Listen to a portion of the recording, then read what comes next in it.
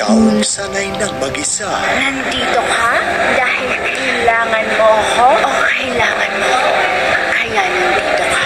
Madaling magkunwari na matapang. Hindi ako magiging parte ng buhay. Linda is reaching out to her daughter. Tayo ang bumuo sa Lazar Business Empire. Mapupunta lang sa isang bata. Tadhana ang magpapalaya sa mga nagpapanggap. Aksidenteng nagkakilala tayo. May naiwan ako sa'yo. Nakita mo ba yun? Alam ko na kung sinong tumitira sa inyo. Sino? Ako nang bahala sa lahat ng mangyayari. Sabay nahaharap sa kasamaan. Good news. Makikita mo na si Satanas. Malapit na rin tayo magkita, Karding.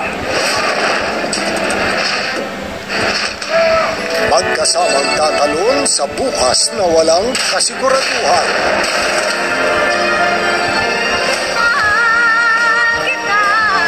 Mahalaga pa bang nakaraan sa umuuspong na pagmamahalan? Ayaw ko na mag-isa. Tagal ko na mag-isa. Huwag mo mong iwan. Maging sino ka man ngayon.